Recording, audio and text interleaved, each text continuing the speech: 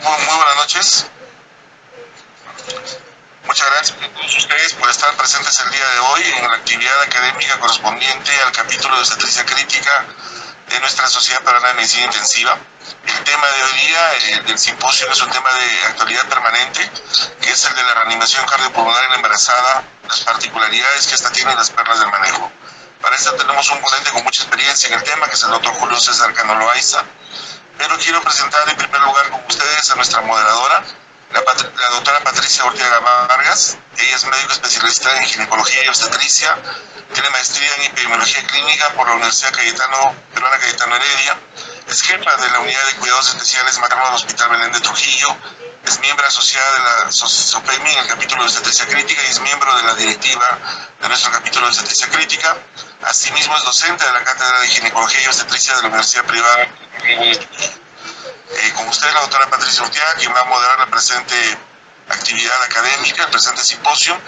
Las preguntas que deseen hacer hay que hacerlas por el chat, por favor. Los micrófonos van a estar silenciados durante la actividad hasta el final de la misma. Muy buenas noches, bienvenidos Julio y Pati. ¿Cómo están? Buenas noches. Me avisan, por favor, si no hay ningún problema en el audio, ¿se me puede escuchar bien? Sí, doctora, se escucha eso bien. Muchas gracias. Muy bien, buenas noches con todos. En primer lugar, agradecerles que nos puedan acompañar en esta oportunidad. Y además de eso, bueno, el interés que muestran todos por abordar este tema tan complejo y desafiante como es la reanimación cardiopulmonar en una paciente gestante. Recordando que estas pacientes pues tienen ciertas peculiaridades que las hacen únicas como grupo y que requieren no solamente pues una capacitación individual, sino también saber trabajar en equipo. Adicionalmente, un conocimiento perfecto de los cambios fisiológicos que tienen estas pacientes que nos va a permitir hacer el abordaje adecuado. Entonces, para esta charla, en esta oportunidad, el tema ya lo acababa de mencionar el doctor Alberto Díaz. Se trata de reanimación cardiopulmonar en el gestante, con sus particularidades y las perlas de manejo. Por lo tanto, permítame por favor presentar al ponente, a la persona que va a disertar sobre este complejo tema, el doctor Julio Cano Loaiza. El doctor Cano es médico intensivista de la unidad de cuidados intensivos del Hospital PNP Luis N. Sáenz, es instructor del FCCS obstétrico, es miembro además del capítulo de obstetricia crítica de SOPEMI, es presidente del Comité del Residentado de Medicina Intensiva de la Universidad San Martín de Porres y docente de pregrado en la Universidad de la Facultad de Medicina de la Universidad Científica del Sur.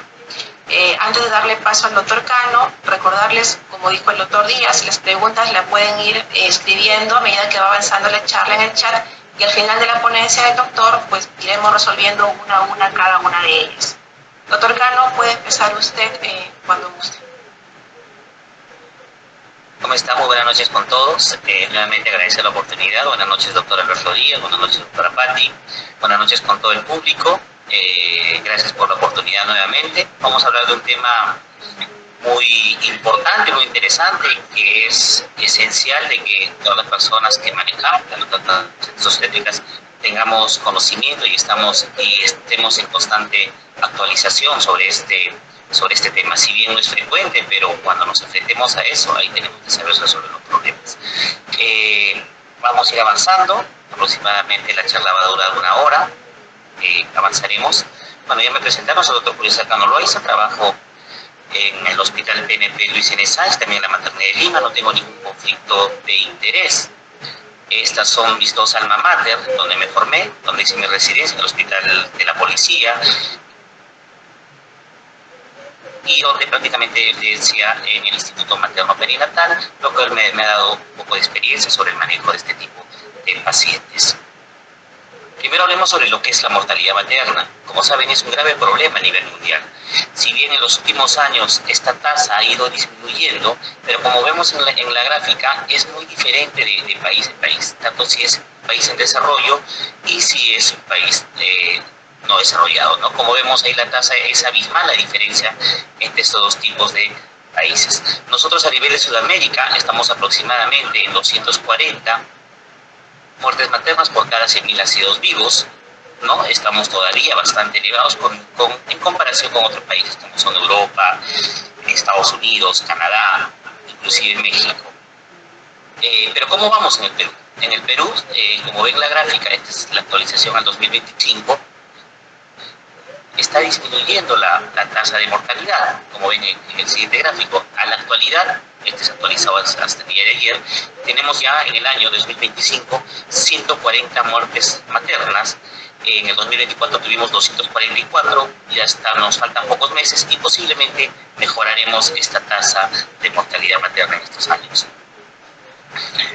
Es importante saber también en qué momento fallece la paciente gestante. Como ven, el mayor porcentaje, independientemente de la institución, fallece en el puerperio. Más del 50% de los fallecimientos se dan después del parto.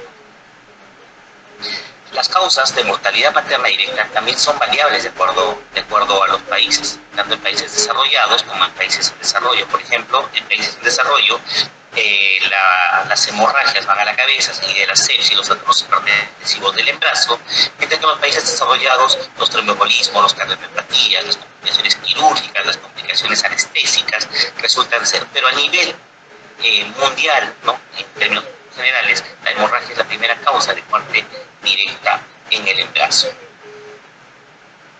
Y este es un artículo que salió de la Organización Mundial de la Salud, donde ahí justamente corrobora esto, donde menciona que la principal causa, con un 27%, son las hemorragias como primera causa de mortalidad directa, y seguido de los trastornos hipertensivos del embarazo y seguida de la sepsis. Pero ¿qué es lo que recalca en este paper? Es que la mayoría de las causas son prevenibles, y ahí es donde yo quiero apuntar, porque la mortalidad materna en su mayoría de los casos nosotros podemos prevenir si hacemos una adecuada identificación de estos. ¿Cómo vamos en el Perú? En el Perú, durante ya los últimos años, la hemorragia obstétrica ha sido la primera causa de mortalidad materna, seguida no tan de cerca por los trastornos hipertensivos como vemos ahí hasta el 2012, pero en los últimos años, a partir del 2020-21, inclusive en el 2020, los trastornos hipertensivos del embarazo en el Perú fue la primera causa de mortalidad, inclusive mayor que las hemorragias obstétricas.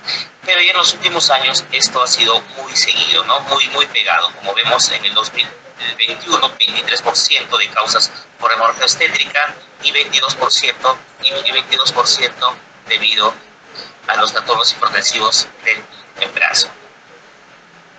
Y en la maternidad de Lima, ¿cómo es nuestra mortalidad materna? La primera causa de mortalidad materna en la maternidad de Lima son los trastornos hipertensivos del embarazo, seguido de las sepsis y seguidas de las hemorragias. Entonces, en la maternidad de Lima, siendo nosotros un hospital de referencia, somos la tercera causa, la hemorragia es una tercera causa de mortalidad materna.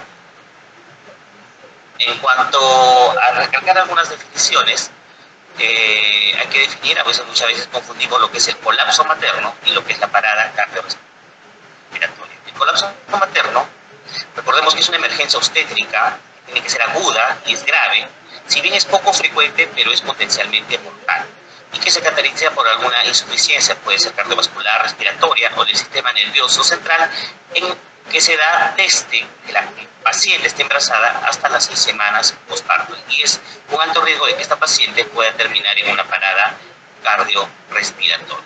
¿Y qué es la parada cardiorrespiratoria? Es el cese súbito inesperado. Para hablar de parada cardiorrespiratoria tenemos que tener dos cosas muy importantes: que sea súbito inesperado de la actividad del corazón, que se puede confirmar por ausencia de pulso, inconsciencia o detención de la respiración, y el otro punto importante es que sea potencialmente reversible.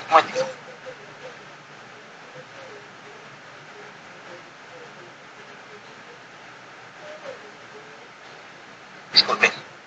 Entonces, es importante tener esto en cuenta, ¿no? Porque no todo paciente, porque es importante identificar que es una parada cardiorrespiratoria. Es importante identificarla porque no todo paciente que hace paro o que el corazón deja de latir es tributario de hacer maniobras de reanimación, ¿no? Entonces tiene que cumplir estas dos características: que sea súbito, inesperado, y que sea reversible. Un paciente que esté en una etapa terminal y que hace parada, ese paciente no sería tributario de hacer maniobras de reanimación, porque no es reversible esto. ¿Y qué es la reanimación cardiopulmonar? En realidad es la técnica que va a permitir restituir la función cardíaca y la perfusión de los órganos nobles. Cuando nosotros hacemos el masaje cardíaco, lo único que estamos haciendo es reemplazar la función del corazón para que pueda irrigar tanto el corazón tanto el propio corazón como el cerebro. Y es por eso que el término inclusive debería ser reanimación cardiopulmonar cerebral, porque uno de los objetivos no solo debe ser que nosotros restauremos la circulación espontánea, sino que en este proceso dejemos el mínimo de secuelas cerebrales. Entonces es por eso muy importante que nosotros lo planteemos como una reanimación cardiopulmonar cerebral, porque si este paciente va a quedar secuelado o esta paciente va a quedar secuelado, lo más probable es que esta paciente quede hospitalizada, que nunca se vaya a su domicilio, y la mortalidad hospitalaria va a ser la misma, ¿no? Es una paciente que posiblemente nunca la vayamos a dar de alta. Para ello es importante que nosotros sepamos identificar la causa. Recordemos que solamente el pasaje cardíaco, la reanimación cardiopulmonar, vamos a reemplazar la función, pero si nosotros no tratamos la causa, no identificamos la causa, si un paciente nos hace paro por una hipoglicemia y nosotros no tratamos la hipoglicemia, por más que nosotros vayamos a hacer un buen masaje cardíaco, una buena administración de drogas, una buena lateralización del útero, la paciente no va a salir del paro. Por eso es importante que nosotros identifiquemos la causa de esta parada cardiorrespiratoria. Haciendo un poco de historia brevemente, bueno, de muchos años el ser humano ha tratado de reanimar, inclusive por muchos siglos, ¿no? Eran bastantes, no tenían buena eficacia, aplicaban estímulos externos, medios de ventilación, y no es hasta los años 60 donde se empezaron a hacer estudios con animales en perros y luego en pacientes donde tuvieron una sobrevida del 70%. Y es donde en 1961 Peter Sapan, que se denomina como el padre del RCP moderno, es el primero que hizo todo un protocolo de reanimación. Y ahí lo llamó reanimación cardiopulmonar cerebral. Entrando en el tema de lo que es la parada cardiorrespiratoria en las embarazadas, hay que recordar dos aspectos muy importantes que diferencian de la parada cardíaca de la paciente no gestante. Primero, que en una parada están incluidos dos pacientes, como son la madre y el hijo, y con los dos hagamos las maniobras de reanimación, tenemos que pensar en estas dos vías. Y lo otro, que requiere un manejo multidisciplinario interespecialidades. Ahí requiere que cuando nosotros activemos el código, que venga el intensivista, el cardiólogo, el obstetra, el anestesiólogo, inclusive el neonatólogo, porque posiblemente esta paciente vaya a terminar en una cesárea perimorte y el producto también vaya a salir en paro y vaya que tenemos nosotros que reanimar a este paciente. Vamos a poner un caso clínico. Se trata de una mujer de 25 años de edad que tiene 20 semanas de gestación por fecha de última regla. Antecedente de importancia: tenía una trombosis venosa desde hace 4 meses, en cual empezó a recibir durante el embarazo tratamiento con heparina de bajo peso molecular.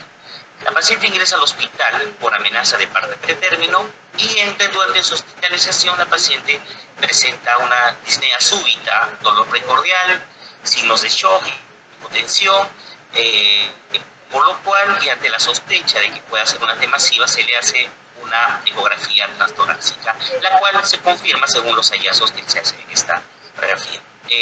Inmediatamente después del procedimiento, la paciente presenta una parada cardiorrespiratoria. La paciente ingresa y debuta en asistolia, se inicia el RCP básico y luego de 2 ciclos no hay retorno a la circulación espontánea. Entonces nosotros nos preguntaremos, vamos a hacer unas preguntas que ustedes mismos vayan respondiendo y vamos a tratar de resolverlas en el transcurso de la charla para ver si estamos en lo correcto o no. La primera pregunta sería: ¿inicio drogas ya en ese momento? Ya han salido 2 ciclos, ¿puedo iniciar de una vez drogas, adrenalina? Pongo a la paciente de cúbito lateral izquierdo durante la reanimación cardiopulmonar, o realizo el desplazamiento uterino lateral izquierdo de manera manual. La tengo que intubar inmediatamente a la paciente, recuerden que es una gestante. Voy a realizar la cesárea perimorte en ese momento, realizo algún tipo de monitoreo fetal durante ese parto, o tengo que llevarla al quirófano para realizar la cesárea perimorte. Y también la otra pregunta sería si voy a hacer la trombolisis inmediatamente en este caso. Vamos a tratar de resolver estas preguntas con respecto en el desarrollo de la charla. En cuanto a las estadísticas, cualquiera piensa, ¿no? Si son jóvenes, son pacientes gestantes, en realidad tienen un mejor pronóstico las pacientes gestantes por ser jóvenes. El AJA de 2020 menciona que el retorno a la circulación espontánea post-RCP es mayor en las embarazadas que en las mujeres no gestantes, le da un valor aproximadamente del 37 al 40%. El FCC obstétric afirma que la supervivencia es cercana al 60%. Recordemos que la supervivencia eso va a depender mucho del lugar donde ocurra, del hospital donde ocurra, del país donde ocurra y tiene varios factores que pueden alterar todo esto. Este es un estudio CAPS, ¿no?, en el cual en donde evalúan las pacientes gestantes que habían realizado, que habían tenido una parada cardíaca, un arresto cardíaco, en Inglaterra. Es un estudio del 2015 al 2014, donde tuvieron 66 pacientes que presentaron parada cardiorrespiratoria. Ahí el mayor porcentaje de estos pacientes en este estudio, de ellas fueron causas anestésicas, que es que realmente se da en los países desarrollados. El 49% de las mujeres realizaron una cesárea perimorte. Miren, vamos viendo cómo ya va la diferencia, o más del 50, 60, 70% de la gente que habían hecho paro sí les realizó la cesárea perimorte. Cómo van cambiando los conceptos que tienen otros países con respecto a los de nosotros. De los 46 nacieron vivos, de los 58 bebés que nacieron vivos permanecieron vivos. ¿Qué concluye este estudio? ¿No? Concluye que la parada cardiorrespiratoria es muy poco frecuente en Inglaterra, pero sí encontraron una tasa de supervivencia, miren, relativamente elevada con respecto a otros, del 68%, con una reanimación oportuna. Incluyeron una cesárea perimorte, ¿no?, cuyo retraso, ellos también en sus resultados, que el retraso de la cesárea perimorte se asoció a mayor muerte materna. También concluyeron que la parada cardiorrespiratoria en pacientes hospitalizados se asociaron con supervivencia más altas que los ocurridos fuera del ámbito hospitalario. Eso es evidentemente lógico, por eso es importante la identificación precoz. Si nosotros no identificamos tempranamente la parada cardiorrespiratoria, la mortalidad se incrementa exponencialmente. Este es un review, ¿no?, donde habla sobre el arresto cardíaco, y donde los autores afirman, ¿no?, que dice que lo contrario de lo que se creía, los índices de supervivencia han ido mejorando y son mejores respecto a las pacientes no obstétricas. Entonces nos afirman que los índices de supervivencia alrededor son del 59%, por ejemplo en Estados Unidos, 71% en Canadá, 58% en Inglaterra.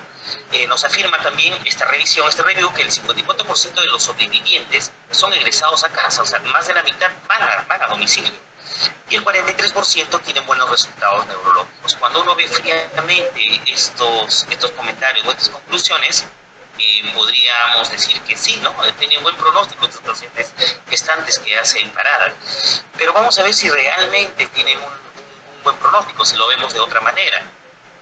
Por ejemplo, ¿qué nos quiere decir lo primero? Si la supervivencia fue del aproximadamente 60%, quiere decir que aproximadamente 40% van a morir en el evento. Es decir, de 10 pacientes gestantes que nos hacen paro, 4 van a morir. O sea, solo van a sobrevivir 6. Me parece una cifra no tan buena. En realidad, el 54% de los sobrevivientes son egresados a la casa. Es decir, que de los sobrevivientes, es decir, de los 6 que quedaron vivos, de los 10 de las 20 que dieron paro, el 53%, es decir, más de la mitad, un poco más de la mitad, van a morir en el hospital, Entonces ya de los 6 nos quedan solamente 3 gestantes vivos, ¿no? Y de las 3 gestantes que sobreviven, de las 10 que ya vamos, dice que el 43% tienen buenos resultados neurológicos, igualmente menos de la mitad, ¿no?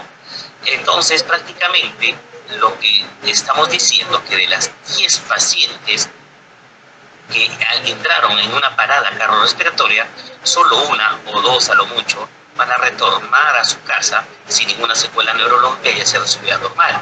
Y eso realmente, si lo vemos de esa manera, resulta ser alarmante. O sea, nos falta mucho, tenemos mucho por mejorar. Es inevitable hablar un poco sobre los cambios fisiológicos en las gestantes, porque de acuerdo a estos cambios nosotros vamos a hacer algunas variaciones con respecto a la reanimación en las pacientes no gestantes. Y voy a enfocarme en 4 órganos o 4 sistemas principalmente, como son los cambios fisiológicos a nivel cardiovascular, a nivel respiratorio, a nivel gastrointestinal y a nivel hematológico. A A nivel cardiovascular, lo más importante, recuerden que el volumen sanguíneo se va a incrementar durante el parto. Se dice que en la séptima semana ya hay un aumento del 10% de todo el volumen sanguíneo, y llegando a las 32, ya cuando llega a término, puede haber un aumento de volumen inclusive del 40 al 50% del parto. Es decir, casi es más del 50% de la volemia va a aumentar. Y esto va a variar también de mujer en mujer, si hay embarazos múltiples o no, pero eso será aproximadamente. Va a haber un incremento del volumen sanguíneo y por ende del gasto cardíaco. Por lo cual se va a dar una anemia fisiológica que no va a ser porque hay menos eritrocitos, sino va a ser una anemia por dilución. Acá vemos en la siguiente tabla los otros cambios hemodinámicos que ocurren durante la gestante. Como vemos, el gasto cardíaco aumenta un 40-50%. ¿Y en base a qué aumenta el gasto cardíaco? Como vemos, en base al volumen sistólico, no solo a expensas de la frecuencia cardíaca, que también aumenta en la gestante, sino del volumen sistólico. Va a haber una disminución de la presión sistólica fisiológica, igual como la diastólica. La presión venosa central no va a cambiar, la presión de capilar pulmonar tampoco va a cambiar en la gestante, y en resumen la volemia va a aumentar en 40-50%. También en cuanto a los temas cardiovasculares, va a haber un fenómeno que es el síndrome de compresión aorto-cava, como vemos cuando el paciente está en posición supina. De acuerdo al tamaño del útero, al peso del útero, se va a ver esa compresión, y eso se va a dar generalmente a partir de las 20 semanas de gestación. ¿Se puede dar antes esta compresión aorto-cava? Sí, se puede dar antes.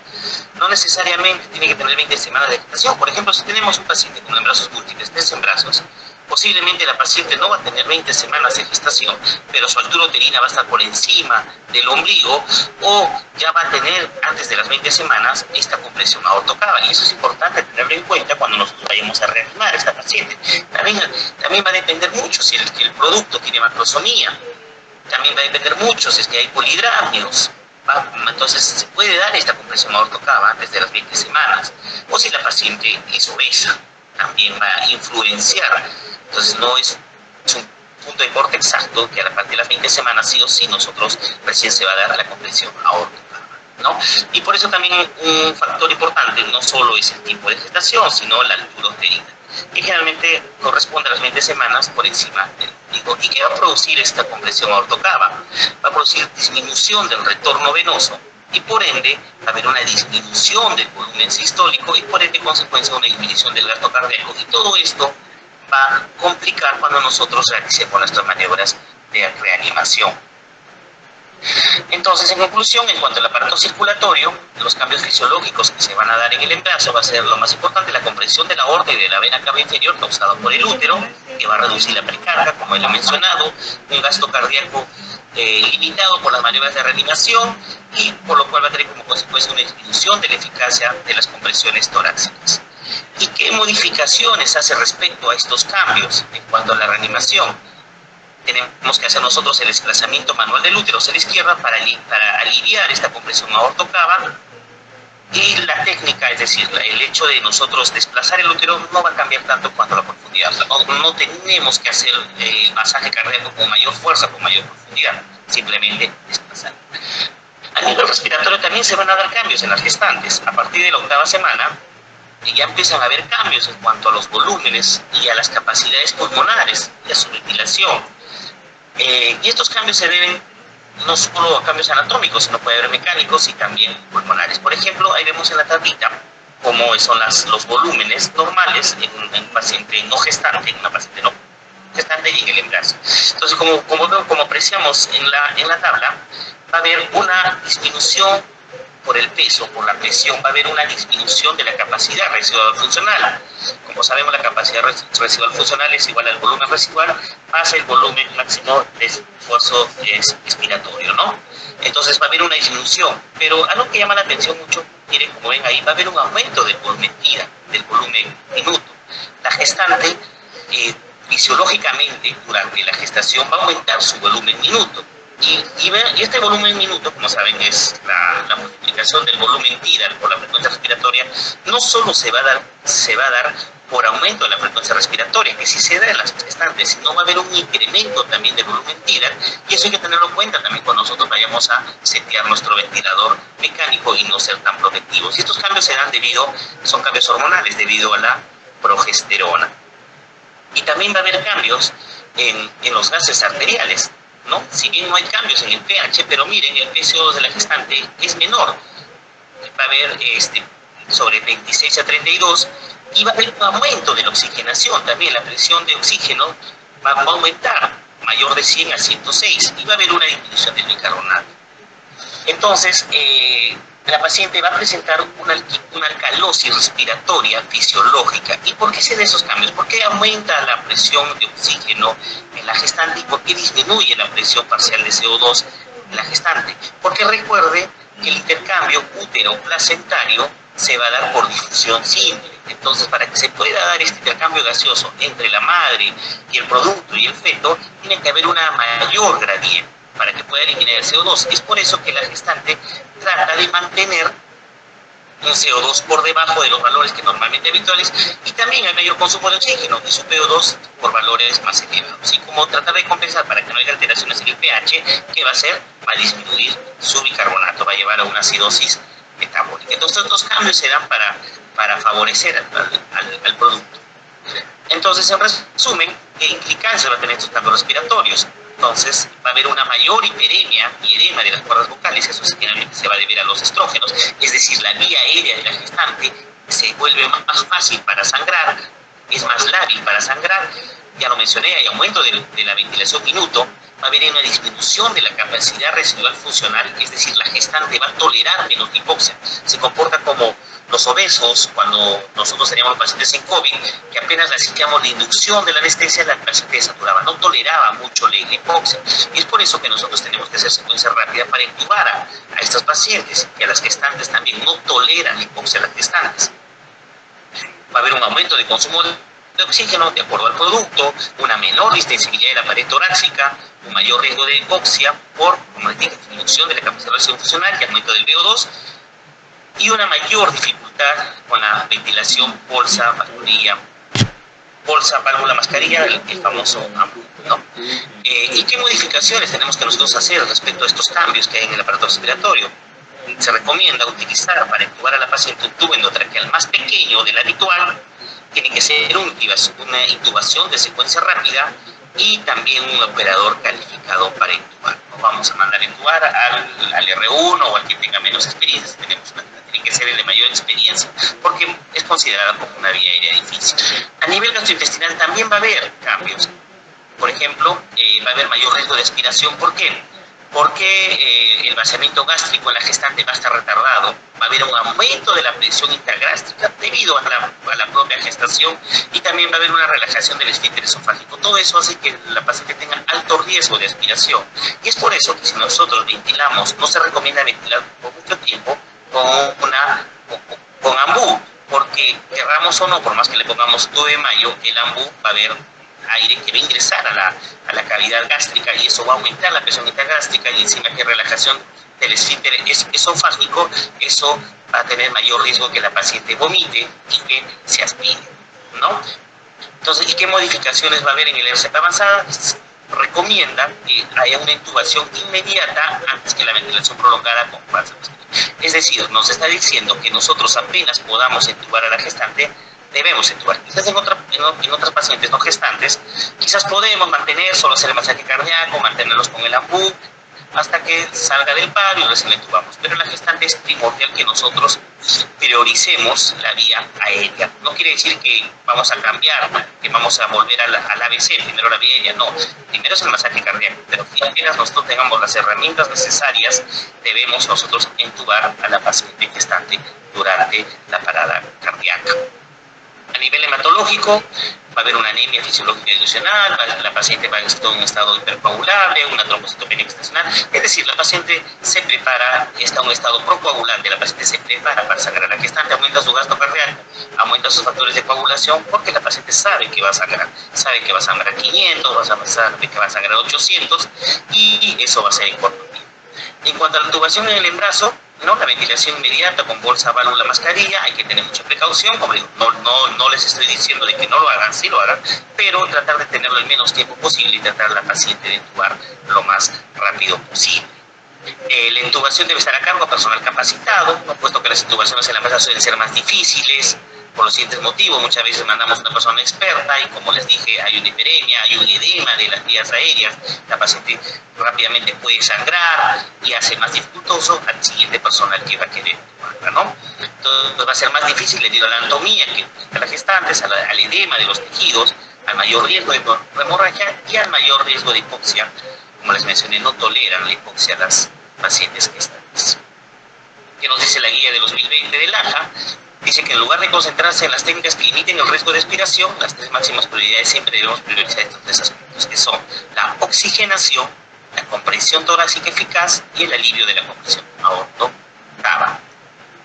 entonces, generalmente la reanimación cardiopulmonar en gestante es parecida o tiene bastantes aspectos, no cambia la secuencia, no cambia con respecto a una no gestante, pero hay tres cosas puntuales que sí cambian la gestante y que las quiero volver a recalcar. Primero, la dificultad en el manejo de las vías, ya dijimos, a esta paciente hay que intubarla apenas podamos, apenas tengamos el equipo y la persona más calificada y lo más antes posible. Hacer el desplazamiento del útero en aquellas pacientes más de 20 semanas o que tengan la altura uterina por encima del ombligo, y la cesárea perimordial. En cuanto a la supervivencia de la madre y el feto, ambos son pacientes durante la gestación, ambos son importantes, ¿no? Tanto el feto como la madre. Recordar que la mejor esperanza para la supervivencia fetal es la supervivencia materna. Es decir, si nosotros salvamos a la madre, lo más probable es que el producto también se vaya a salvar. Y la preocupación por el feto no puede afectar la atención de la madre, ¿no? Si bien los dos son importantes, la madre tiene la prioridad cuando nosotros vamos a reanimar a una paciente gestante. En cuanto a las etiologías de las paradas cardiorrespiratorias, nosotros la podemos dividir de varias maneras. La podemos dividir en causas no obstétricas o causas no obstétricas. Dentro de las causas obstétricas tenemos principalmente la hemorragia posparto, un 28%, la hemorragia antes del parto, la embolia líquido amniótico, los síndromes hipertensivos y las causas no obstétricas de enfermedad cardiovascular, las complicaciones anestésicas, la tromboembolia pulmonar. Recordemos que el útero es una bomba de tiempo. ¿Por qué es bastante riesgoso esto? Porque va a haber un aumento de los cambios fisiológicos que ya se dan a nivel de la gestante, va a haber un aumento del calibre de los vasos sanguíneos, tanto de las arterias uterinas y ováricas, va a haber una vasodilatación permanente, y recordar que el 20% del gasto cardíaco de la gestante va a ir al útero. Es decir, una quinta parte del gasto cardíaco va a ir al útero, va a recibir una mayor perfusión.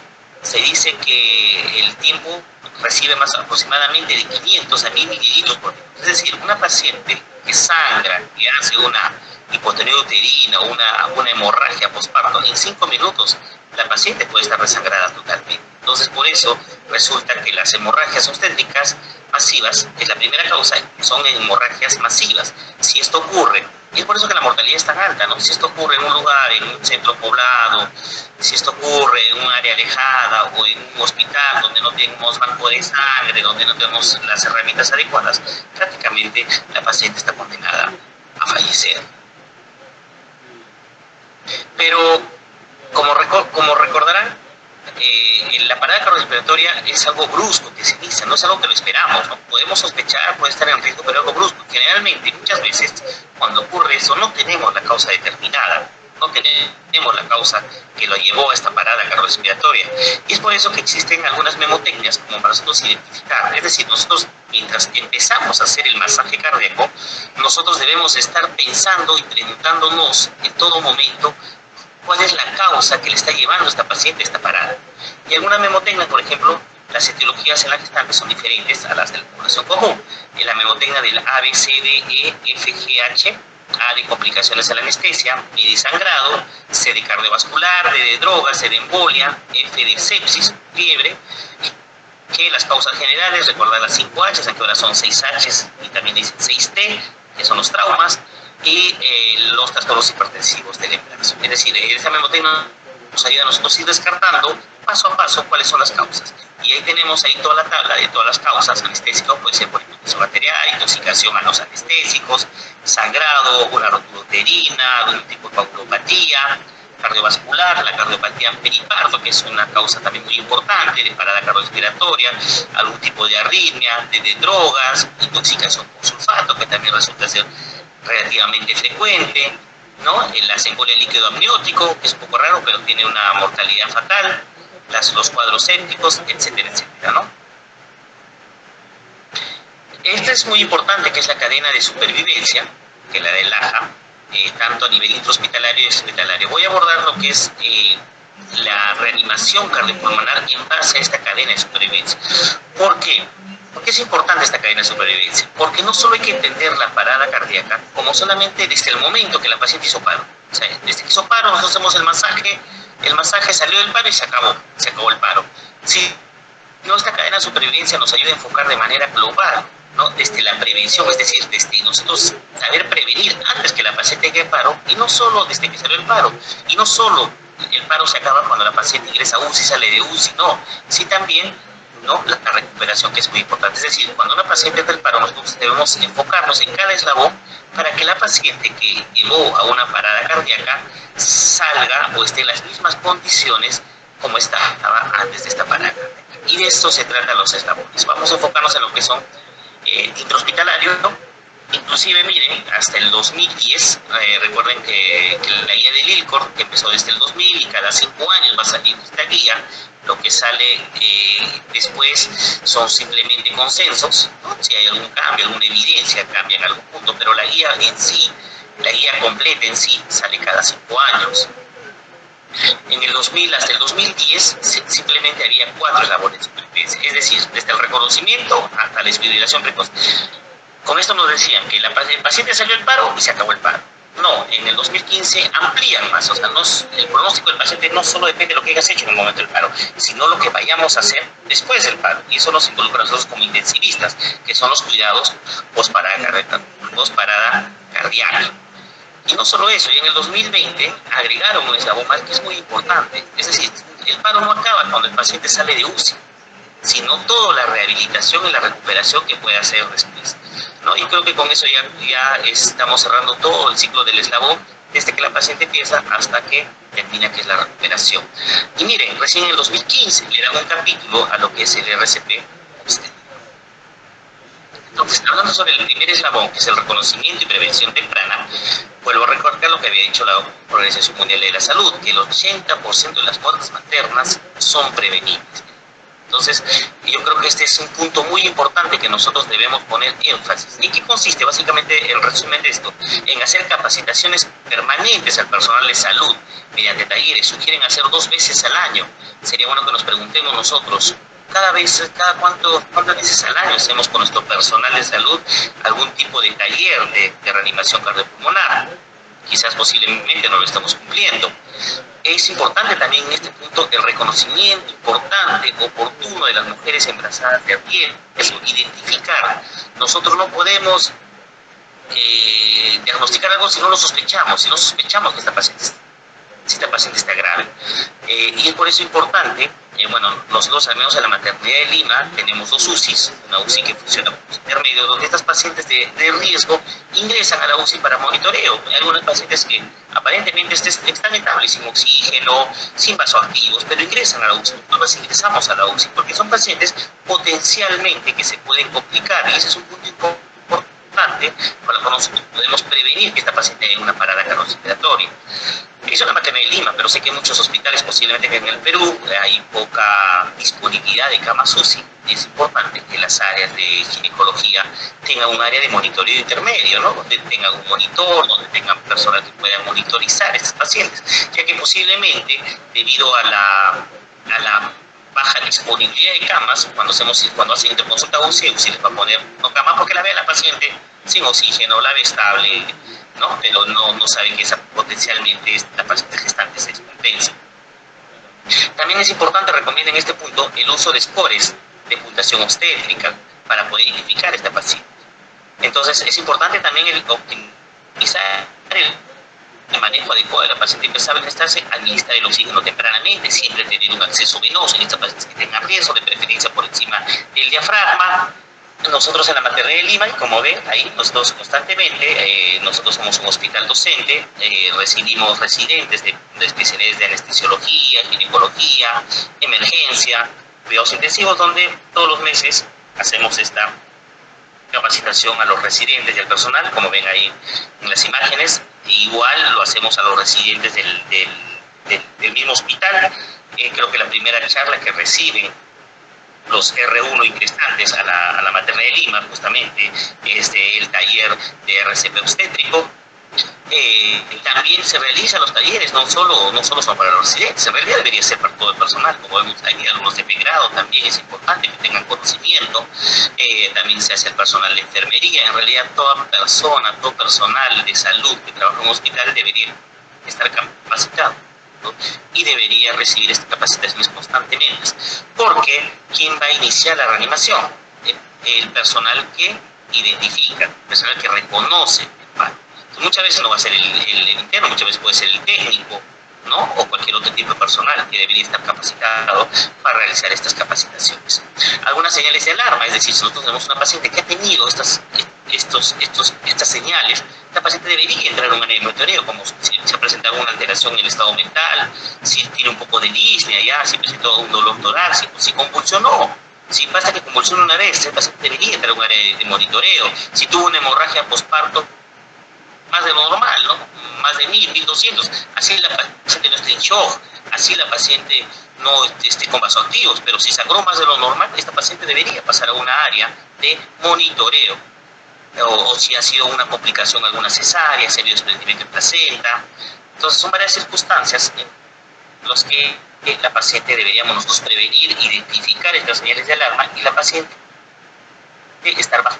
Como les mencioné también, el uso de scores también resulta ser muy importante, ¿no? Por ejemplo, es un score donde son funciones vitales, básicamente, ¿no? La presión sistólica, la frecuencia respiratoria, la frecuencia cardíaca, la saturación de oxígeno, la temperatura, y donde si una puntuación mayor de 6, esta paciente debería entrar a una área de monitoreo. No sé si UCI, quizás no UCI, que pues unir cama, pero por lo menos un área de monitoreo.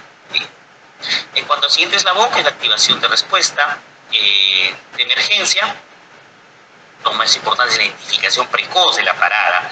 La parada generalmente, si una paciente queda con secuelas neurológicas, son dos factores. O la paciente, no identificamos precozmente a esta paciente, que habrá estado 2, 3 minutos, 4 minutos en paro y no nos hemos dado cuenta, la paciente está sin masaje cardíaco, o posiblemente hemos hecho un mal masaje cardíaco o una mala reanimación. Es importante necesitar, y creo que tenemos ahí un déficit a nivel, al menos del Perú, el contar con códigos internacionales para la detección de una parada respiratoria en la gestante. No muchos lo llaman clave azul, pero clave azul resulta ser la clave de preeclampsia, clave negra, qué clave, uno no sabe. Muchas veces, y eso lo corroboro cuando vienen los residentes, les pregunto: si tienes paro en tu servicio, ¿a quién llamas? Muchas veces no sabemos a quién llamar o cómo llamar. Activamos un código, perifoneamos, tengo que llamar al de UCI, a la emergencia, al anestesio. No, y eso debidamente, pues posiblemente no existen guías, no hay guías de cada institución para eso, internacional. Entonces, nosotros debemos adaptar esta activación del sistema de emergencia de acuerdo también a la realidad de nuestros hospitales. El objetivo de activar el sistema de emergencia no es que venga el intensivista, ¿no? El uso es el de la desfibrilación, es decir, seguir con el siguiente eslabón. Y es por eso que también por normativa, ya cada área debe tener su desfibrilador. ¿Y por qué es importante activar el sistema de respuesta? Porque va a haber la posibilidad de que esta paciente termine en una cesárea perimorte o una esterotomía de emergencia, donde tendría que venir todo un equipo. Es decir, si yo activo el código, como lo pueda llamar, bueno, en la maternidad le hemos puesto clave negra, pero si yo activo, tendría que venir todo el equipo, tendría que venir el ginecólogo, que debería estar ahí, o no sé, nosotros el intensivista, el anestesiólogo y el neonatólogo. Debería ser todo un equipo, porque como les digo, posiblemente va a salir en parada. Entonces, ya activar esa clave, ya nosotros debemos saber que todo el equipo debería estar ahí. Excelente, ¿no? Este es el RCP básico. Para recordar, es igual que en la paciente no gestante. Lo primero que tenemos que hacer es identificar. Son 3 pasos muy importantes. Lo primero es identificamos. Si responde, no responde. ¿no? Generalmente se hace un movimiento en los hombros, se la llama por su nombre y si no responde adecuadamente, nosotros el siguiente paso es activar el sistema de emergencia, que les dije dependiendo, llamamos a UCI, periponeamos, eso de acuerdo a cada institución y con el objetivo de tener el desfibrilador e iniciar el RCP. Es lo básico de nuestro trabajo. Entonces, identificar el paro, pedir ayuda, iniciar el masaje de calidad. Recuerden que el tiempo de inicio de reanimación es vital, como les mencioné. Miren, van pasando los minutos y la supervivencia cada vez es menor. Por eso, el que identifique el paro es la persona que debe hacer la reanimación. ¿Y en dónde la realiza? En el lugar donde ocurre la parada cardíaca.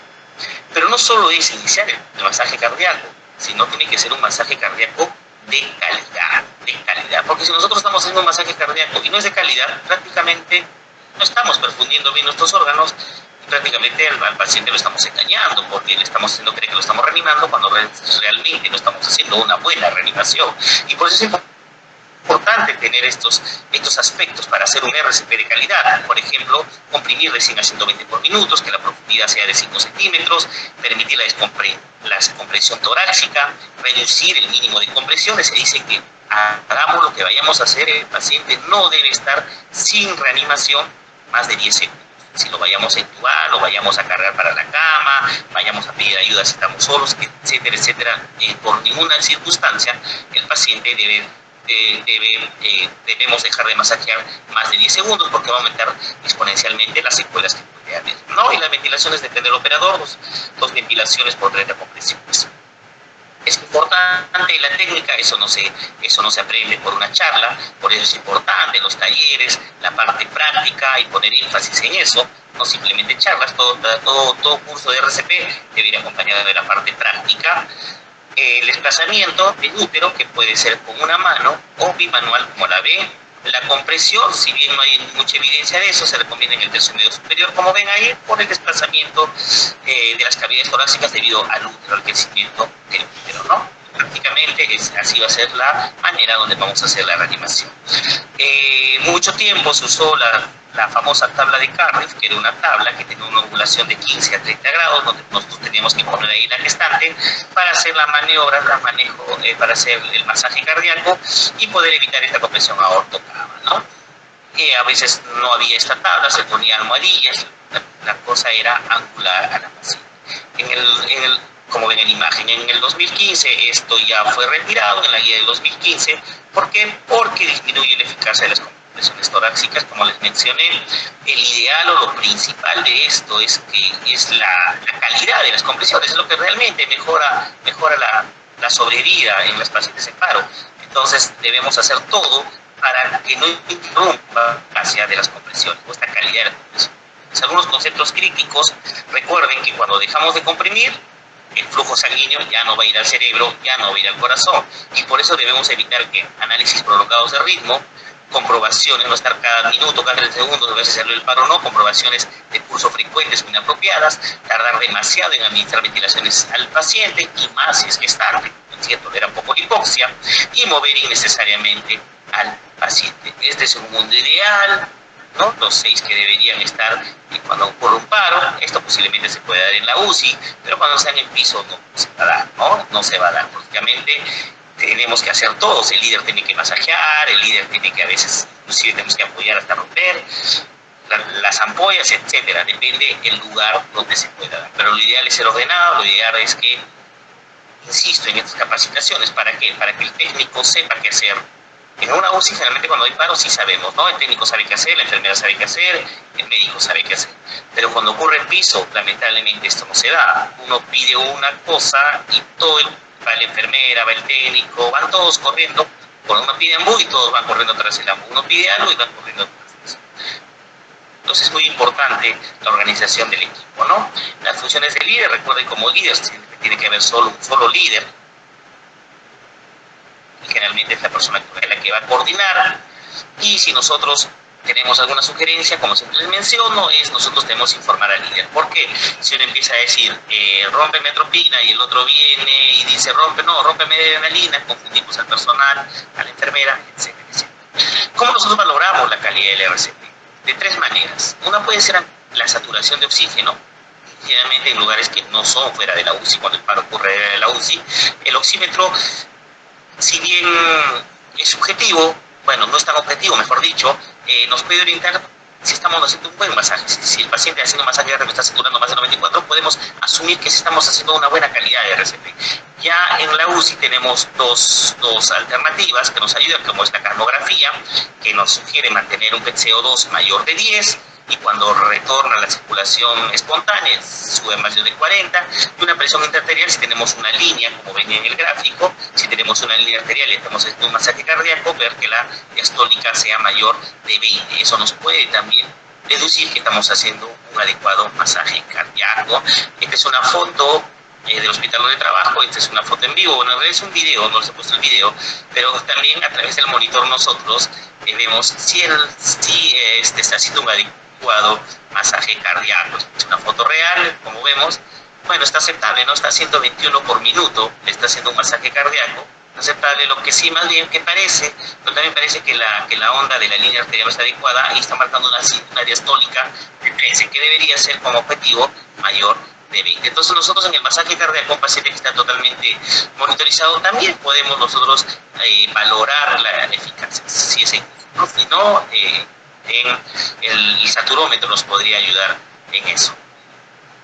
Respecto al siguiente punto, que es la desfibrilación precoz, eso no cambia, lo voy a pasar sumeramente porque no cambia con la paciente no gestante. Iniciamos las compresiones y cuando llega el desfibrilador dividimos si es un ritmo desfibrilable o no desfibrilable. Recordar los ritmos desfibrilables, que son la taquicardia ventricular sin pulso, porque si tiene pulso no es paro, la fibrilación ventricular, la actividad eléctrica sin pulso, es cualquier actividad eléctrica, como su nombre dice, pero que no tiene pulso, que es muy controversial, sobre todo en las pacientes gestantes. Ya lo voy a mencionar, para eso nos sirve la ecografía en el momento del parto, porque muchas veces nosotros reanimamos, ponemos las palas, vemos que está en ritmo sinusal, pero ¿cómo yo verifico que el paciente salió del paro, que tenga pulso? Entonces, si es que voy y no tiene pulso, lo catalogamos como una actividad eléctrica sin pulso y seguimos masajeando, cuando muchas veces, como les he mencionado, la causa de la parada son las hemorragias. Entonces, muchas veces no es que el paciente no haya salido del paro, simplemente que el paciente esté chocado. Entonces, posiblemente ya no necesita masajes, sino necesita restituir la volemia. Y la sistolia, como ven, es importante que nosotros sepamos reconocer también estos ritmos de paro. No sé si se ve el puntero, la sistolia fácil, la actividad eléctrica sin pulso, cualquier ritmo, cualquier actividad eléctrica que no tenga pulso, estas complejos irregulares, que es la fibrilación ventricular, y estos regulares, que es la taquicardia ventricular. ¿Por qué? Porque muchas veces nosotros llevamos cursos donde nos enseñan con el desfilo automático externo, a través de los parches, ¿no? Donde él mismo analiza el pulso, pero muchas veces en los hospitales, lo que trabajamos en los hospitales, eso ya está vencido, está pasado. Pues es importante que nosotros, y aparte que somos personal de salud, tanto enfermeras, médicos, debemos tener la capacidad de hacer la reanimación de manera manual, saber reconocer los ritmos de paro. Si es monofásico o bifásico, hay varias características. Lo importante para poner las palas es que el corazón esté en el medio, porque va a haber una descarga si es bifásico de un lado al otro y va a retornar. Si es bifásico 200 joules, si es monofásico 360 joules. Si no conocemos si es monofásico o bifásico, aunque ya prácticamente monofásico no hay en los hospitales, solo hay bifásico, así que les aconsejo 200, se pone al máximo de energía. Pero he visto ya algunos desfibriladores que vienen hasta 300 joules. Entonces, por eso recordar bifásico 200 joules. Y en los ritmos desfibrilables, este es el algoritmo de la RCP en gestantes, que básicamente, como les mencioné, es lo mismo, es identificar, activar el sistema de emergencia, iniciar el masaje hasta que venga el desfibrilador. Las drogas también son las mismas y las dos son las mismas. La adrenalina, 1 miligramo cada 35 minutos, la amiodarona, la primera dosis 300 en bol, las 50, la lidocaína, que le dé el mismo valor. No hay cambios ahí.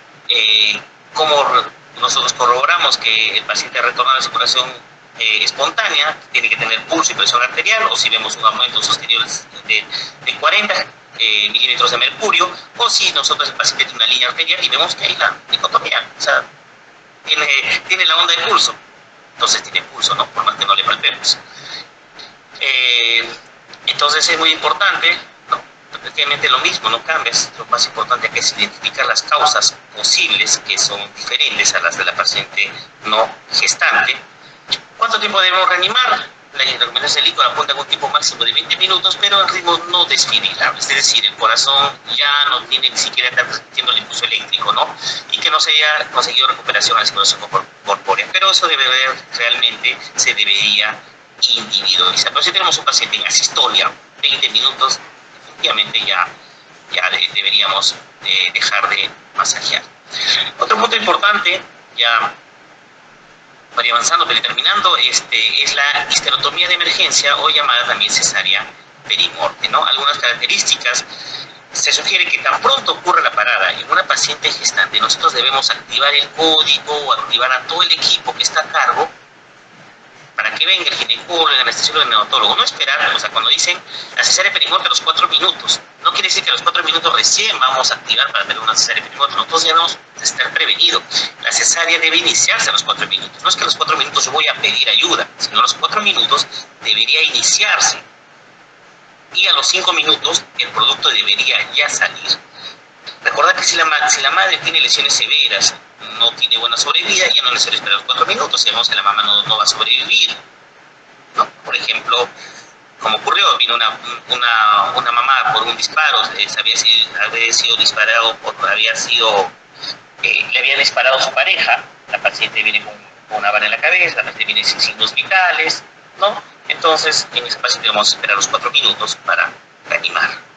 El beneficio, recordar, tanto para el bebé como es de la madre, mejora la reanimación, se va a realizar en aquellas madres que con el útero está por encima del ombligo, debe realizarse, eso es muy importante, en la ubicación de la madre, había una pregunta así al principio, y las incisiones verticales o fanestes, las medianas, son aceptables, depende mucho del operador, ¿no? Pero los ginecólogos la hacen mediana porque realmente lo importante es sacarlo lo más rápido posible, pero no hay ninguna guía que te diga que no puedas hacer faneste en este tipo de procedimientos, ¿no? En cuanto a las complicaciones de la cesárea perimorte, en realidad no son contraindicaciones, en caso de no hacerla, ¿no? Pero no es que algo contraindique, son relativas en realidad. El desplazamiento del útero manual y soporte, es decir, si la paciente salió antes de los 5 minutos, ¿para qué le vamos a hacer cesárea perimorte? Si la gestación es menor de las 20 semanas o la altura del fondo uterino es menor, lógicamente, porque no hay ese síndrome de compresión aortocava, entonces ¿para qué vamos a sacar al bebé? Y también si no está presente un médico capacitado, porque no cualquier persona tampoco, por lo menos tiene que tener las mínimas nociones, porque puede lesionar al bebé, puede cortar la vejiga, puede lesionar algún órgano, entonces por lo menos sí hay que tener un personal médico capacitado para realizarlo, porque podría ser peor. El equipo que debería tener buena cesárea perimorte, lo que sugiere es que deben tener todo coche de paro en un lugar donde se puede gestar, el bisturí, algunas esponjas y una serie de pinzas, pero en realidad lo que necesitamos es bisturí y apósitos para realizar la cesárea perimorte, ¿no? Eso debería ser lo suficiente nosotros para realizar una cesárea perimorte, a pie de cama o donde ocurre el paro. Como nosotros verificamos el retorno de circulación extracorpórea, como le dije, que tenga pulso y presión, que el peso de esta mayor de 40 y que en la línea arterial se vea la onda.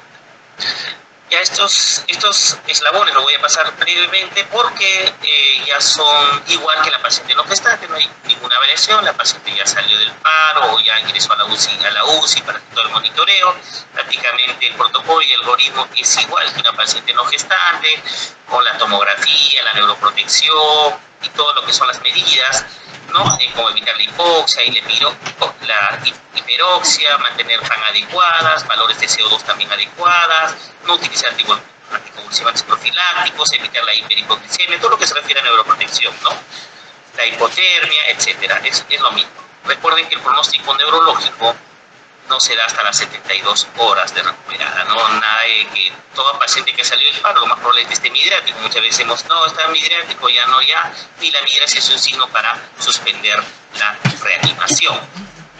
No, pero sí nos pueden dar algunas circunstancias que después de las 72 horas nos pueden hablar de un mal pronóstico neurológico, como por ejemplo un reflejo pupilar ausente a las 72 horas, una pupilometría en 0% a las 72 horas, o que no tenga reflejo corneal, o que esté en un estatus mioglobinoso. Y como último eslabón, la familia, la recuperación. Y en esto juega un punto importante lo que es la familia. Y es muy importante, no solo después que salió de la UCI, como ven ahí, es desde el inicio, desde que la llaman a la familia y le dicen que su paciente esté paro. Entonces, todo lo que pueda hacer la familia para el inicio, para la colaboración, influye mucho en la recuperación de de estos pacientes, ¿no? Y no solo la recuperación física, sino hay que tener una recuperación emocional y también cognitiva, es decir, dejarlo al paciente, a la paciente, en este caso, cómo estuvo antes de este episodio lamentable. Últimamente, bueno, ya en los últimos años se ha puesto muy de moda el uso de la ecografía, ¿no? Hay protocolos, por ejemplo, el POCUS en pacientes con arresto cardíaco. Recuerden que el POCUS es una herramienta diagnóstica rápida y valiosa, que generalmente lo tenemos en las unidades de urgencias y de cuidados intensivos. ¿Y cuáles son sus objetivos en la reanimación cardiopulmonar? El primer objetivo es un diagnóstico, una intervención posterior, es decir, hacer un diagnóstico verdadero. Nosotros, como les había mencionado, podría ser que el paciente tenga una actividad eléctrica sin pulso cuando el paciente realmente sí ha salido del paro. Entonces nosotros podemos diagnosticar verdaderamente si está en esta actividad. También es importante la causa, ¿no? Identificar las causas reversibles del paro a través de la ecografía. Y también sugiere en este review que podría servir como monitoreo y guía en la reanimación, ¿no? Para ver si estamos haciendo una reanimación adecuada. Eso todavía no está muy claro, pero seguro posteriormente habrá protocolos para ello. Como ven ahí, ¿no? Es secuencial, es alrededor, no tocamos nosotros la zona de la compresión y se realiza cada 2 minutos, por ejemplo, este protocolo. Existen más protocolos de ecografía durante el paro. Pero este POCUS, ¿no? Y durante el momento que hacemos las ventilaciones, durante 10 segundos nosotros grabamos y de acuerdo y vamos avanzando y vamos circulando para tomar las diferentes visiones. Primero cardíaca, después los pulmones, después la pleura, abdomina y femoral, ¿no? Y vamos nosotros visualizando básicamente con el objetivo de identificar la causa del paro. Que no la tenemos, vamos a ver algunas imágenes para ver las características. Pero ¿cuál es lo principal de todo esto? Que tiene que ser un personal capacitado, porque un mal diagnóstico es muy dependiente del operador, ¿no? Podemos hacer un mal diagnóstico, podemos decir que es un derrame pericárdico y no es un derrame pericárdico, le hacemos una punción, etcétera, etcétera, o podemos pensar que es un neumotórax y no lo es, etcétera, ¿no? Entonces tenemos un personal capacitado y sobre todo por el tiempo tan corto que va a tener para identificar estas causas. Pero lo más importante es que esto tampoco debe interferir en el masaje cardíaco, ¿no? Nuestro masaje cardíaco debe ser la prioridad. Si es que la ecografía que le vamos a hacer, vamos a interrumpir, vamos a tener muchas interrupciones en el masaje cardíaco, vamos a dejar de nosotros comprimir más de 10 segundos, entonces no es conveniente, ¿no? Debe ser por personal altamente capacitado, ¿no? Nosotros de ECMO, en gestantes en realidad no encontrar bibliografía, más sí como mantenimiento después de la parada, pero en la misma parada no. Entonces algunas barreras para el ECMO es, por ejemplo, su disponibilidad, las potencialmente complicaciones y la necesidad de un equipo especializado. Entonces algunas revisiones, ¿no? que se han realizado. Vamos a algunos avances, ya para ir finalizando los últimos minutos, sobre los cambios, por ejemplo, en la guía del AJA de 2020. Dice que debido a que las mujeres embarazadas son más propensas a sufrir hipoxia, se debe priorizar la oxigenación y el manejo de la vía aérea durante la reanimación, que lo que me he mencionado, la vía aérea es esencial en una paciente que está en paro. No se debe llevar a cabo el monitoreo fetal, ¿no? Porque puede haber interferencia en la reanimación materna. Eso también es un error que muchas veces se comete. Ocultamos los latidos de feto y dicen, no, el paciente está entrando en bradicardia, hay que hacerle la cesárea perimorte, o el paciente todavía está. No se realiza monitoreo fetal porque interfiere con la reanimación materna. No habría nada que interfiera con el masaje cardíaco, se debería hacer. Y recomendamos el manejo específico de la temperatura, eso ya es en el manejo post-paro. Salió el consenso, como dije, las sillas salen cada 5 años, pero los consensos pueden salir cada año. En el 2024, que de nuevo nos habla este consenso sobre lo que es en las pacientes gestantes, qué recomendaciones nos da. Nos sugiere que la cesárea perimorte en la segunda mitad del embarazo, si bien refiere que es una recomendación débil, pero la sigue sugiriendo. No hay evidencia, dice, en sugerir el intervalo de tipo específico. Aquí hay pequeños estudios donde sí, ¿no? Antes de los 5 minutos mejora la sobrevida, pero la guía refiere que no hay mayor evidencia. Ahora no vamos a saber si en este 2025 la van a sacar o no. Lo que sí pone énfasis nuevamente es en la reanimación de alta calidad y las intervenciones terapéuticas a dirigir la causa, es decir, identificar la causa, reanimar, identificar la causa que lo ha llevado al paro, es lo primordial en esta etapa de reanimación. También afirma que no hay evidencia suficiente para recomendar el uso de la inclinación lateral izquierda o desplazamiento, es decir, no se van ni al uno ni al otro, ¿no? Como que ha cambiado. Eso no sabemos tampoco si lo vayan a retirar. A mi parecer no, lo sigue recomendando, pero afirma que no hay mucha evidencia respecto a eso. La RCP extracorpórea puede considerarse como terapia de rescate en pacientes con paro cardíaco, ¿no? Pero depende mucho de la institución, pero generalmente también puede ser utilizado en el posparo, ¿no? Y sé que se puede utilizar en lugares obviamente donde está capacitado y donde se puede implementar. Creo que todavía estamos un poco lejos de ello nosotros. La preparación, también recalca, la preparación institucional y la educación en la reanimación son necesarias para afrontar los desafíos fisiológicos únicos en el paro cardíaco durante el embarazo, ¿no? Es importante, por eso, estar capacitando continuamente a todo el personal.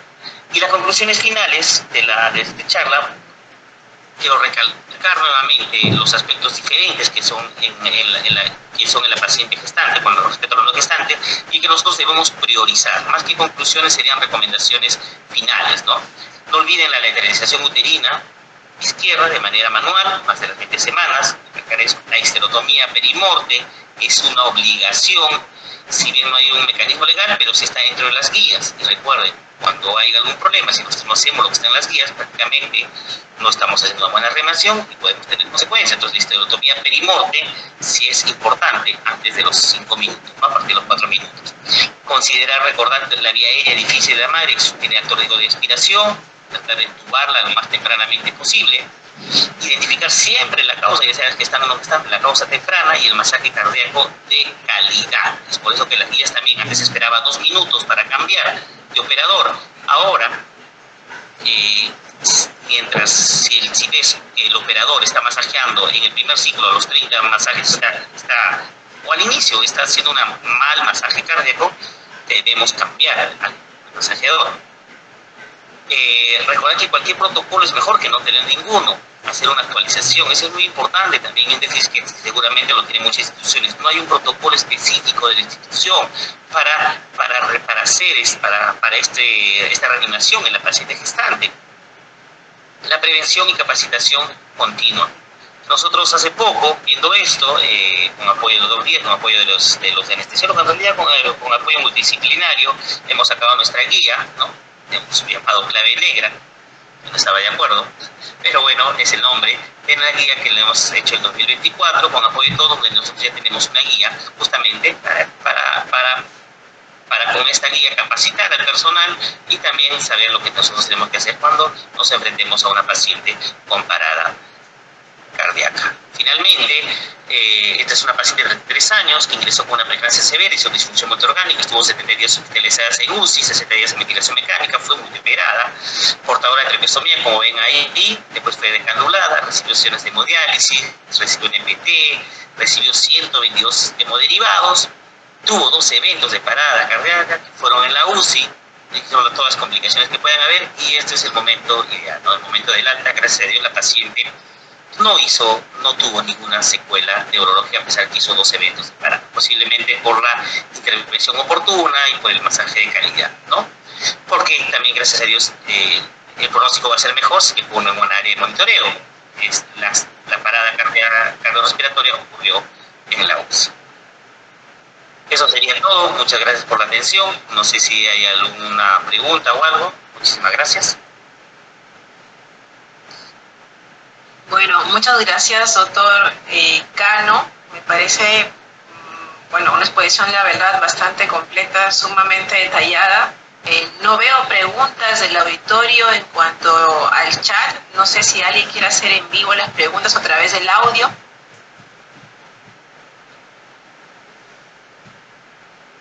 Tal vez mientras va pensando alguna pregunta, una de las preguntas más comunes cuando uno acude a este tipo de cursos o capacitaciones es siempre saber cuándo detenerse, el tiempo, siempre preguntan, ¿no? Cuándo decir ya no debemos hacer más esfuerzos en el RCP en cualquier paciente, obviamente si es gestante. En realidad no hay un tiempo, según tengo entendido, específico de dejar a los 20 o algunos mencionaban a los 30 minutos. Algo mencionó usted sobre todo por la gravedad que podía implicar la paciente. No sé si tiene algún comentario al respecto, doctor. Claro, doctora. En realidad lo que sugiere la guía es individualizar, ¿no? En caso de hipotermia podemos alargar estos 20 minutos, pero lo que dice la guía, si tenemos una paciente que 20 minutos está en asistol, es decir, el corazón ya no late, ya no transmite el impulso eléctrico, el pronóstico es bastante malo y ya nosotros podríamos suspender. Pero tiene que estar en un ritmo no desfibrilable, es decir, asistolia o actividad eléctrica sin pulso, podría ser, ¿no? Pero si nosotros tenemos un paciente que está en un ritmo desfibrilable, es decir, sí está latiendo el corazón, pero está latiendo de manera desorganizada, entonces estamos interpretando que hay todavía corazón viable, ¿no? Entonces yo no dejaría de masajear a un paciente o hacer reanimación que está en FB o que está en una taquicardia sin pulso, ¿no? Porque nos está hablando que hay corazón viable, ¿no?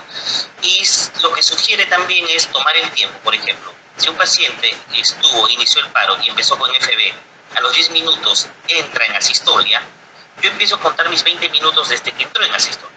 Tienen que ser esos 20 minutos que la paciente está en un ritmo no desfibrilable, ¿no? Que básicamente quiere decir asistolia. Pero en realidad es subjetivo y lo ideal es individualizar el caso. Individualizar el caso es lo que finalmente sugiere, ¿no? Pero nos puede guiar de guía esos 20 minutos. Bueno, acá hay una pregunta que escribe Kelly Raquel Gutiérrez Flores. Pregunta, ¿cuáles son los daños neurológicos que puede dejar o que pueden quedar después de un masaje mal hecho, ¿no?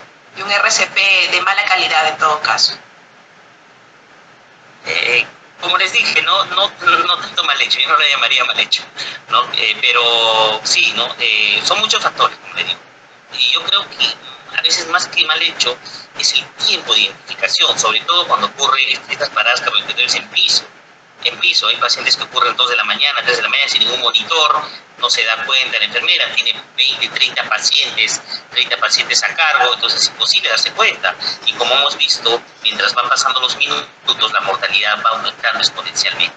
Pero las secuelas neurológicas pueden quedar en un estado comatoso, ¿no? Un estado comatoso, queda un paciente postrado crónico, el cual estos pacientes van a terminar con traqueostomía, no van a obedecer órdenes, van a empezar complicaciones, infecciones a repetición, van a empezar a hacer úlceras, infecciones hospitalarias y posiblemente algunas de esas infecciones tarde o temprano. Y por eso la mortalidad fuera del hospital es muy importante, no va a cambiar la mortalidad fuera del hospital, porque son pacientes que se van a quedar en el hospital. Porque son pocas las familias en realidad que asumen este tipo de pacientes por lo caro que es mantener un paciente.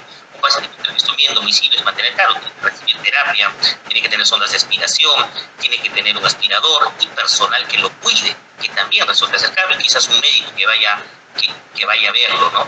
Entonces, eso podría ser las complicaciones y qué complicación final que haga una muerte encefálica o una muerte cerebral, ¿no? Por eso lo importante y por eso yo insisto en que la reanimación debe ser reanimación no solo cardiopulmonar, sino cardiopulmonar cerebral, tratar de evitar el mínimo de secuelas neurológicas que pudiera haber.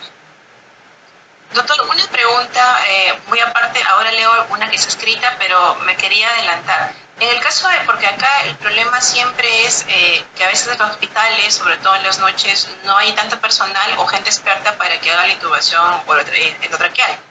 ¿Hay algún otro dispositivo que se puede emplear antes de que llegue de repente el anestesiólogo o el médico intensivista, que son los expertos habitualmente en la intubación de estos pacientes? Claro, hay bastantes dispositivos de vía aérea avanzada. Uno de ellos es la máscara laringea, ¿no? Nosotros hacemos en la capacitación todo lo que es manejo de vía aérea. Una máscara laringea es algo difícil es algo bastante sencillo de colocar. Se coloca como un tubito, una máscara, y algunas máscaras que ya son flexibles, manualmente se coloca, y eso inclusive evita la broncoaspiración muchas veces. Entonces, sí hay bastantes, ¿no? Si nosotros no tenemos la experiencia, ¿no? Y si no nos queda otra, seguiremos con el AMBU hasta que venga un personal. Pero sí, es importante también nosotros, y te agradezco la pregunta, que tengamos de nuestro coche de paro estas herramientas de vía aérea, ¿no? Difícil, ¿no? Porque muchas veces no solo para el especialista, muchas veces el especialista tampoco puede intubarla, esta paciente, ¿no? Y tiene que aplicar a otras cosas. Inclusive nosotros en la maternidad hemos tenido 2 casos con los días, hemos hecho traqueostomía de emergencia, que en teoría no está dentro de la ciencia primordial, pero hemos tenido traqueostomía porque en realidad la vía aérea de la gestante es una vía aérea bastante complicada y hemos tenido que hacer traqueostomías de emergencia, ¿no? Y a eso me lleva a hacerle la siguiente pregunta. Si bien es cierto, la vía aérea, bueno, en casos como usted menciona, de mucha dificultad, puede llegar inclusive a necesitar una traqueostomía. Y en los casos en los que es muy difícil hacer una canalización de vías, por ejemplo, que acá es crucial en la parte cuando empezamos de repente la parte de soporte avanzado para colocar medicamentos, y no podemos porque de repente la paciente pues colapsó antes de que le pudiera haber tenido o colocarse antes una buena vía endovenosa. ¿Cuál sería el otro modo de poder abordarla para colocarle los medicamentos? Claro, lo ideal es una vía endovenosa. Ahora, hay algunas sugerencias, lógicamente no es lo ideal, pero también se podría administrar por el tubo orotraqueal. Se sugiere en esos casos duplicar la dosis, ¿no? Duplicar la dosis de los fármacos si vamos a administrar subcutánea. Definitivamente no, es un paciente que esté hipoperfundido, no, el fármaco no va a hacer ningún efecto. Y en algunos casos inclusive la adrenalina intracardíaca, ¿no? Si es que no logramos canalizar una vía, que sería lo ideal, siempre canalizar una vía, o en ese momento si tenemos el equipo necesario, a veces le colocamos una vía central, ¿no? Pero sí, esas sugerencias hay si en caso no podemos canalizar una vía, no nos queda más, ¿no? Pero sí podría ser, o si no, vía intraósea, pero también eso necesitamos un equipo especial, ¿no? La vía intraósea también es muy importante, pero igual necesitamos un equipo especial. No es tan difícil, pero por lo menos tenemos que tener un mínimo de capacitación para hacerlo, ¿no? Correcto. Acá hay una pregunta de Walter David Abramonte. Pregunta, aparte de agradecer la ponencia, ¿qué recomendaciones podría dar sobre el enfoque de shock obstructivo como causa del paro, le ponen, o de repente una embolia de líquido amniótico, ¿no? Esa es su pregunta. Enfoque sobre el shock obstructivo. Bueno, lo importante es identificarlo. Las paradas por líquido amniótico son generalmente bien difíciles de identificarlas, son bastante catastróficas. Ahí nos puede ayudar siempre tener un ecógrafo a la mano. El ecógrafo nos puede ayudar bastante para identificar la causa y darle un total soporte, ¿no? Nosotros en la maternidad, en realidad, como mencioné ahora también temprano, habíamos tenido 1 o 2 casos en estos un poco más de 10 años que tengo sobre qué es embolia de líquido amniótico, ¿no? Es poco frecuente, pero cuando sí es frecuente es bastante catastrófico, ¿no? Otra pregunta, doctor. En la parte de prevención, justamente mencionó usted al inicio de su charla el empleo de scores para identificar las pacientes de muy alto riesgo que podrían en algún momento llevar al colapso y al paro cardiorrespiratorio.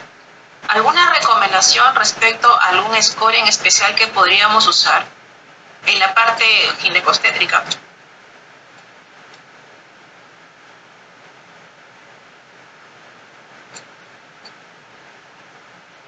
Se fue el audio.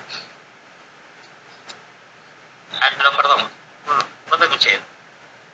Preguntaba que en la parte de prevención, o sea, antes de tratar de que la paciente llegue al paro cardiorrespiratorio, o sea, el empleo de scores que usted mencionó, ¿hay alguno o algunos en especial que podríamos o que nos podríamos, de los que nos podríamos valer para utilizar en la parte ginecostétrica? ¿Alguno recomendado en especial, uno mejor que otro?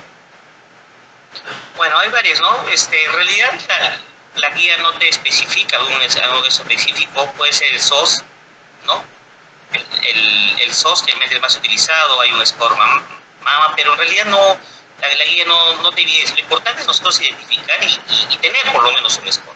No hay un score que sea mejor que el otro. Lo importante básicamente en esto es lo que nosotros tengamos una base para nosotros poder identificar a estas pacientes que están en riesgo, ¿no? No me iría por alguno especial, ¿no? Correcto. Bueno, no veo más preguntas en la parte del chat. En todo caso, a nombre de todos los presentes, los que han participado, también a nombre de los miembros del capítulo de Obstetricia Crítica, agradecer al doctor Julio César Cano una muy excelente ponencia. Gracias, doctor. Y de repente algunas reflexiones finales.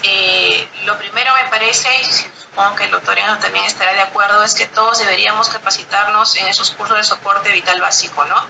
Y bueno, si a los que tenemos acceso a estas pacientes, sobre todo los ginecostetras, porque cualquier tipo de personal, de repente no médico, también debería capacitarse para la mejor atención, justamente porque hay variaciones importantes que el doctor ha mencionado, cambios fisiológicos que las hacen muy peculiares, muy diferentes en las respuestas.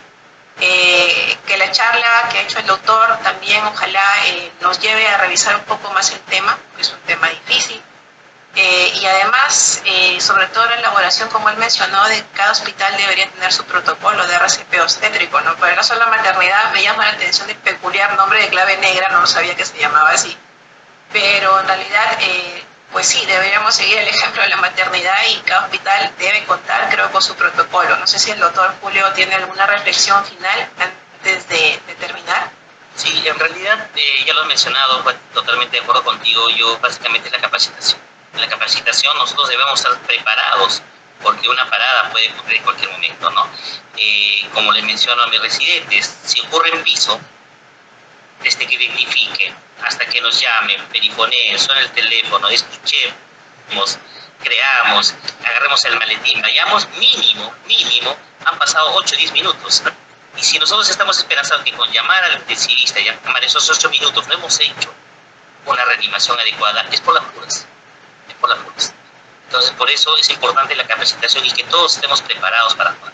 Porque el paro no es el que ocurre en un sin anestesio, eso no es tanto problema, ¿no? Es un problema en realidad, pero el problema es cuando el paro ocurre en piso, ¿no? Y ese es el principal. Entonces, eso, las guías, por eso es importante las guías. El nombre de clave negra, yo voté por otro nombre, me ganaron, sí, muy trágico, pero bueno, lo importante es que tenemos ya por fin una guía adecuada a nuestra realidad, ¿no? Porque las realidades de todos los hospitales son diferentes. Entonces, nada, capacitación, actualizarse y finalmente lo último, que cuando ya si nos enfrentamos ya al paro, RCP básico es lo básico, los 3 puntos importantes: identificar, pedir ayuda y RCP de calidad. Y le agregaría el último punto, que es identificar la causa, ir pensando, ir preguntando, no solo masaje cardíaco, nadie se va a salvar solo masajeando, ir preguntando qué pasó, qué le diste, le colocaron insulina, sí, no doctor, le colocó cetrasona, se puso rojo, no doctor, era diabética, no, le acabo de emitir sulfato, intoxicación por sulfato. Entonces tenemos que tratar de identificar la causa, porque si no, no vamos a poder realizar. Eso sería todo. Muchas gracias, doctora Patricia, por su moderación y bueno, hasta otra oportunidad. Muchísimas gracias. Igualmente, muchísimas gracias a todos los presentes. Esperamos vernos en la próxima sesión. Gracias al doctor Alberto Díaz también por la invitación. Muy amable, buenas noches.